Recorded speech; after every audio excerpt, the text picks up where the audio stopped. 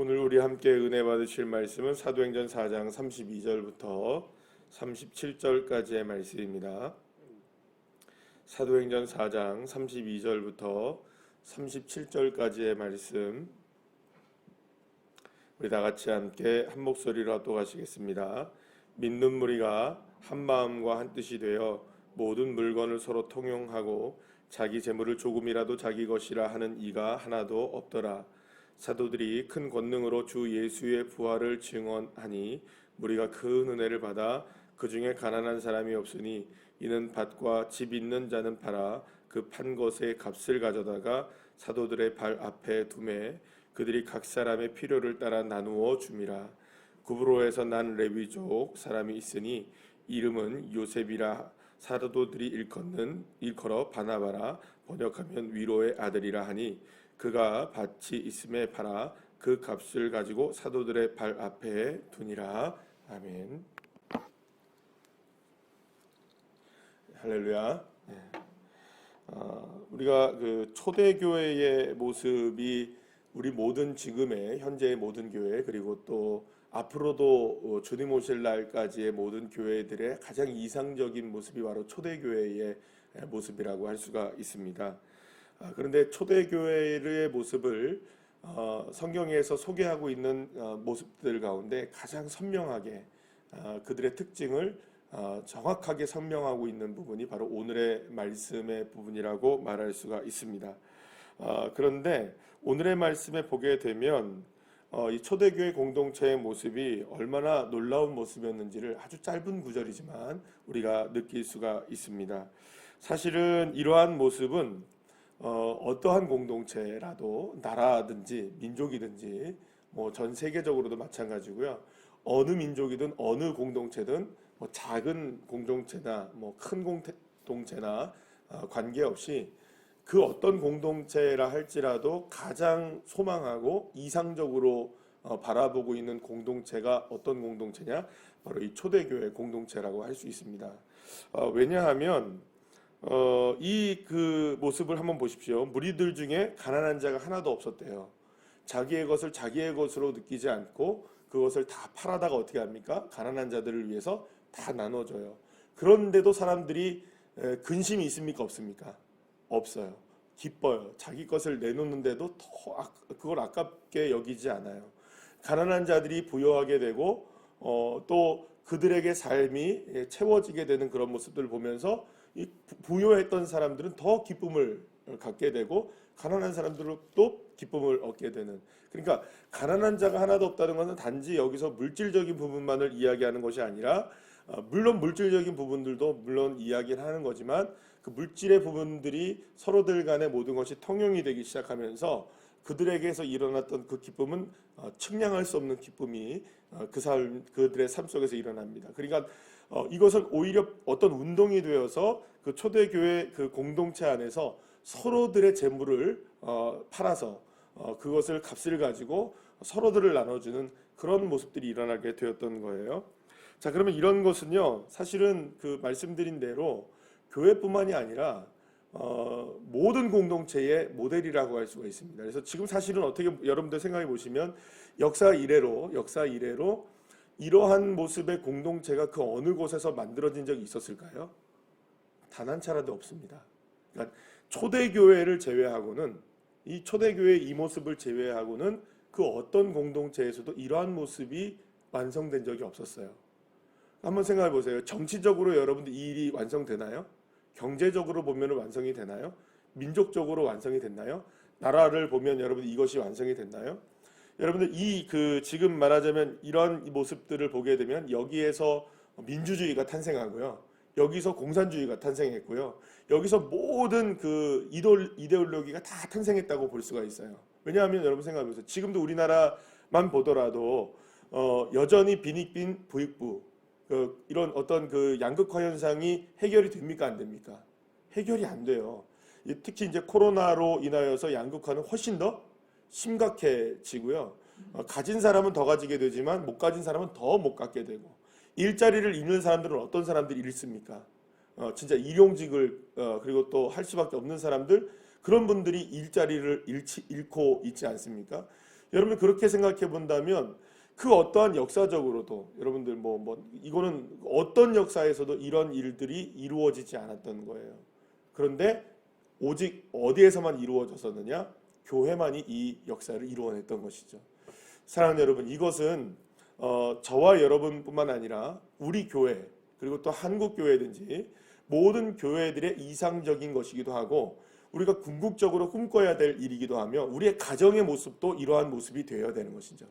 서로가 아낌없이 나누어주고 자기의 것을 자기의 것이라고 하지 않고 그런 것을 기쁨을 통하여서 더욱더 함께 부흥하고 견고하게 세워지는 그런 공동체, 그런 가정, 그런 교회, 그런 모습들이 저와 여러분이 이루어내야 할 초대교회의 모습이고 또 우리가 꿈꿔야 될 교회의 모습이라고 생각할 수 있습니다.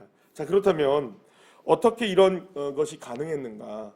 몇 가지 그 이유가 우리가 이 본문에서 발견이 되는데요. 첫 번째는 뭐냐면 사도들이 큰 권능을 받았죠. 성령의 충만함을 받았는데 그 성령의 충만함을 받고 나서 그들이 선포를 하기 시작해요. 무엇을 선포하기 시작하냐면 부활을 선포하기 시작합니다. 그러니까 예수 그리스도의 부활을 선포한다는 것은 그 안에 십자가가 포함이 되어 있겠죠. 예수님의 십자가와 부활을 선포하기 시작하는 거예요. 사랑하는 여러분, 교회나 성도들이 이상적으로 꿈꾸고 있는 모든 삶들을 이루어내기 위해서 가장 첫 번째 이루어졌던 게 뭐냐? 예수 그리스도의 복음, 그러니까 예수님의 십자가와 부활을 선포하는 데 주저함이 없었다는 겁니다. 사랑하는 여러분, 우리 교회가 이상적인 교회가 되기 위해서는 예수의 십자가와 부활을 선포하는 교회가 되어야 됩니다. 저부터, 강단에서부터 십자가와 부활이 선포되어야 되고 우리의 삶 속에서 십자가와 부활이 선포되어야 되고 그 어떤 것이든지 예수 그리스도를 선포하는 교회가 되어야 된다는 겁니다. 그러니까 복음의 본질을 잊지 않는 교회, 복음의 본질을 선언하는 교회, 복음의 본질을 선포하는 교회가 진짜로 이상적인 교회가 될 수 있는 겁니다. 이게 성령의 충만함을 받은 그 권능을 선포하지 않으면 사실상 그 어떠한 공동체도 건강한 공동체가 될 수 없는 겁니다. 여러분, 그러니까 여러분, 교회의 능력은 어디에 있을까요? 건강한 공동체의 능력은 어디에 있을까요? 가정이 건강하게 되는 건 어디에 있을까요?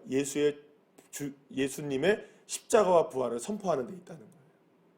사랑하는 여러분, 저와 여러분이 가장 먼저 주님을 외치며 기도해야 될 것, 그건 무엇일까요? 누군가에게 여러분들 전해야 될 게 무엇일까요? 예수 그리스도이신 거예요. 예수 그리스도를 먼저 증언하지 않고 증거하지 않고 선언하지 않고 우리가 원하는 것들을 선언할 때가 있단 말이에요. 그러니까 주객이 전도가 되는 겁니다. 그럴 때 우리가 신앙이 꼬여버리게 되는 거예요. 우리는 신앙생활을 합니다. 믿는 거예요. 그런데도 능력이 나타나지 않는 거예요. 왜냐? 예수가 첫 번째가 되지 않으니까. 사랑하는 여러분, 예수의 복음이 첫 번째입니다. 그 예수 복음이 먼저 우리에게 선언되지 않는다면 그 어떠한 이상적인 삶도 여러분들 첫 단추부터 안 껴지는 거예요. 우리 교회도 그리고 여러분의 삶도 예수로부터 출발하시기를 간절히 축원합니다. 십자가와 부활, 예수님의 그 은혜, 하나님의 그 놀라운 사랑, 그것을 선포하는 믿음의 종들이 되시기를 간절히 축복합니다. 두 번째는 뭐냐면 이렇게 부활의 복음을 들은 사람들이 따라합시다. 은혜를 받았다. 은혜를 받은 거예요. 복음을 선포했더니 뭘 받아요? 은혜를 받기 시작했던 거예요. 여러분, 은혜는 어떻게 누릴 수 있는지 아십니까? 똑같은 이야기 같지만은 첫 번째는 선언을 해야 한다는 것이고요. 두 번째는 뭐냐면 그렇게 해야만 뭘 누릴 수 있는 겁니까? 진짜 은혜를 누릴 수 있는 거예요. 여러분, 우리가 은혜 받았다 할 때 그 은혜가 어떤 은혜인지를 여러분들 생각하셔야 됩니다. 우리는 때로는 이럴 때가 있어요. 모두가 다 그런 건 아니지만 가끔 우리가 생각할 때 오늘 예를 들어서 철야 예배를 했고 예배를 드렸고 기도회를 했고 어떤 말씀을 읽었고 했는데 은혜를 받았다 이럴 때 있잖아요. 근데 그 은혜는 나의 만족이 아닙니다, 여러분. 결코 나의 만족이 은혜가 아닙니다. 우리가 착각하고 있는 것 중에 하나가 뭐냐면 내가 만족스러워져야 은혜라고 생각할 때가 많아요. 그런데 그거는 주님이 우리에게 주시는 은혜이지, 그래서 우리가 만족스러워지는 은혜를 받는 것이지, 진짜 은혜는 뭐냐 하면 예수 그리스도의 십자가 부활을 통해서 누릴 수 있는 것이 은혜라는 거예요. 그 은혜를 누리지 못하면 사실상 그 어떤 것으로도 더 나갈 수가 없는 겁니다. 그러니까 우리는 무엇을 구하는 자들이 되어야 되나? 예수님을 구할 때 은혜를 받게 되는 겁니다.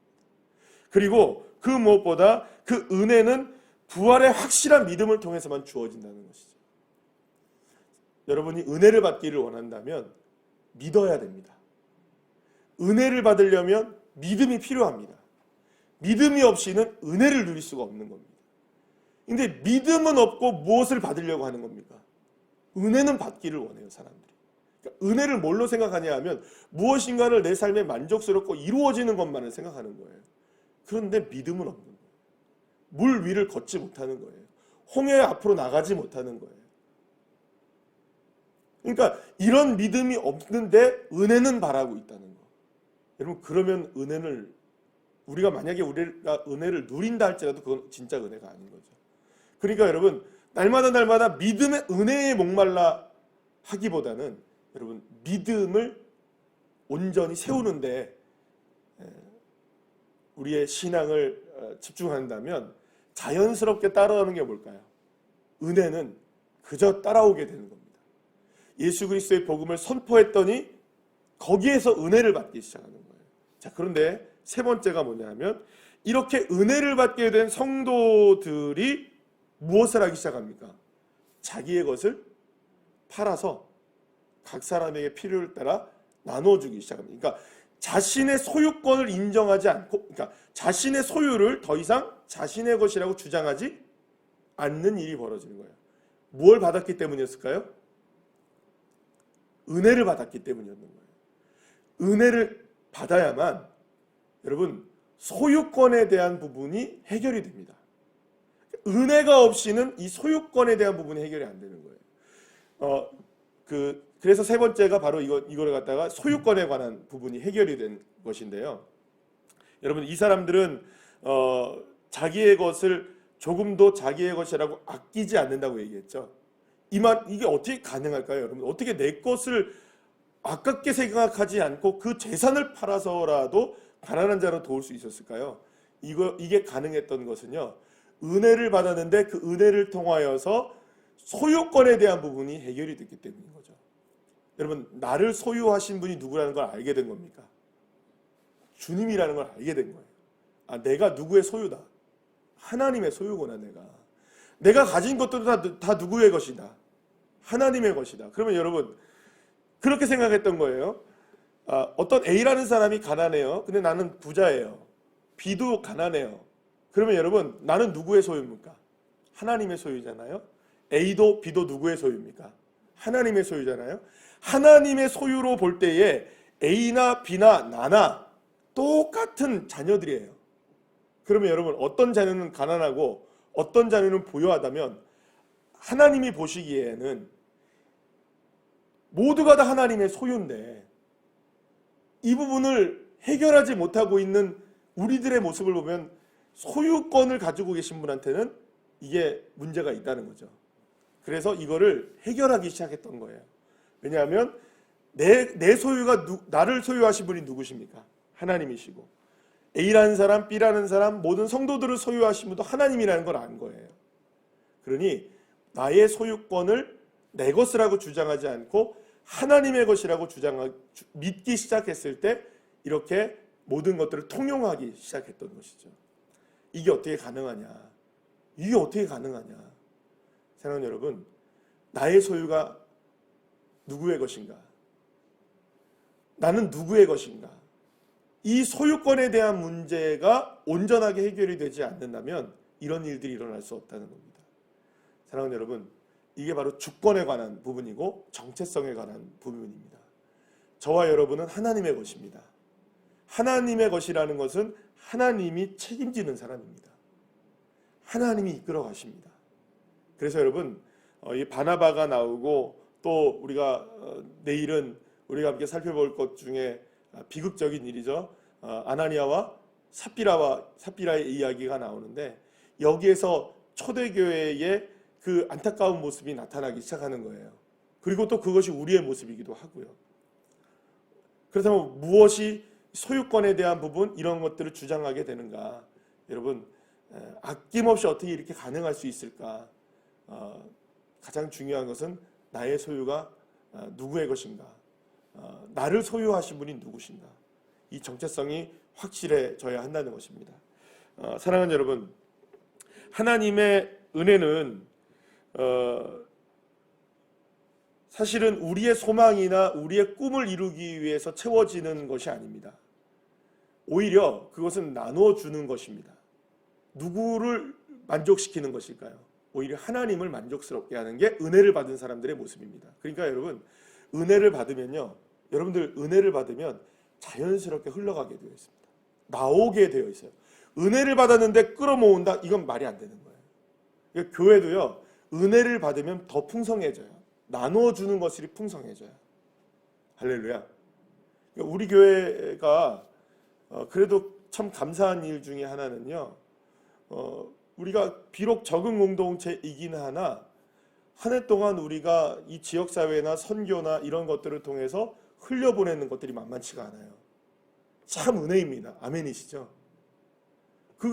저는 그렇게 생각합니다. 그런 부분들을 하나님이 우리 교회를 예쁘게 보시는 거예요. 그러니까 사실은 적은 것이라도 우리의 것이라고 주장하지 않고 이것은 주님의 것이라고 생각하고 적은 것이라도 나눠주기 시작할 때, 흘려보내기 시작할 때 그게 진짜 은혜 받은 모습이 되는 거죠. 은혜 받았는데 움켜쥐고 있다? 은혜 받았는데 내 것을 주장한다? 여러분, 그 은혜 아닙니다. 십자가 예수의 부활의 능력이 아닌 것이죠. 은혜 받으면 흘려보내는 거죠. 사랑하는 여러분, 은혜를 받으시고 계십니까? 혹은 은혜를 누리길 원하십니까? 그렇다면 먼저 흘려보내십시오. 은혜를 흘려보내셔야 돼요. 그리고 주님의 주권을 인정하는 삶을 흘려보내셔야 돼요. 그러면 자연스럽게 무엇을 선포할 수밖에 없습니까? 예수의 복음을 선포할 수밖에 없죠. 그것을 흘려보내는 곳에 내가 가진 것들도 흘려보내게 되는 것이죠. 자연스럽게 이루어지는 일들입니다. 사랑하는 여러분, 저와 여러분이나 우리 교회나 우리의 가정이나 정말 이 이상적인 공동체가 이루어져야 합니다. 그러기 위해서 먼저 이러한 모습들을 우리가 잘 살펴보아서 나에게 부족한 게 뭔가, 또 우리 교회가 부족한 게 무엇인가를 살펴보아서 정말로 주님이 원하시는 교회, 우리 가정, 놀라운 은혜 가운데 세워지기를 간절히 축원합니다. 기도하시겠습니다.